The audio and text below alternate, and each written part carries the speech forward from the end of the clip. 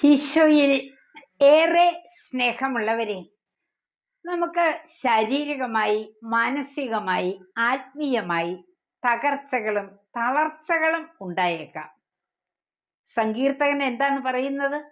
73-ാം സങ്കീർത്തനം 26-ാം തിരുവചനം, എൻ്റെ ശരീരവും മനസ്സും ക്ഷീണിച്ച് പോയേക്കാം, എന്നാൽ ദൈവമായ കർത്താവാണ് എൻ്റെ ബലം, അവിടുന്നാണ് എന്നേക്കുമുള്ള എൻ്റെ ഓഹരി.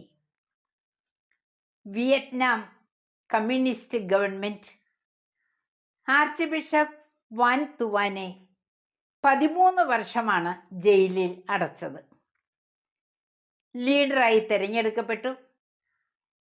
ഭക്ഷണം ജയിൽവാസികൾക്ക് എത്തിച്ചു കൊടുക്കുക, ചൂടുവെള്ളം ലഭ്യമാക്കുക, രാത്രിയിൽ കൽക്കരി ചുവന്നു കൊണ്ടുവന്ന് ചൂടിന് തീ കൂട്ടുക, ഇതൊക്കെ ഭാരപ്പെട്ട ജോലികൾ ഒറ്റയ്ക്ക് ചെയ്യേണ്ടി വന്നു.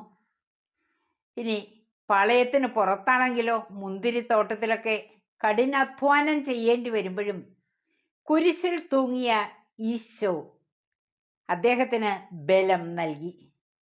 സ്നേഹമുള്ളവരെ, നമ്മുടെ ജീവിതത്തിലും ഇങ്ങനെ ചില ഘട്ടങ്ങൾ ഉണ്ടാകും. അപ്പോഴെല്ലാം കർത്താവിൽ ആശ്രയിച്ചുകൊണ്ട് നമ്മുടെ അധ്വാനം സമർപ്പിക്കുക.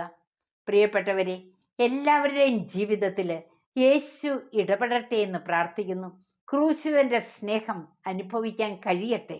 എല്ലാവർക്കും വേണ്ടി പ്രാർത്ഥനയിൽ ദൈവസന്നിധിയിൽ പേര് പറഞ്ഞു തന്നെ അനേകരെ സമർപ്പിക്കുന്നുണ്ട്. എല്ലാവരെയും ദൈവം അനുഗ്രഹിക്കട്ടെ, കൃപ നിറയ്ക്കട്ടെ. ആമേൻ.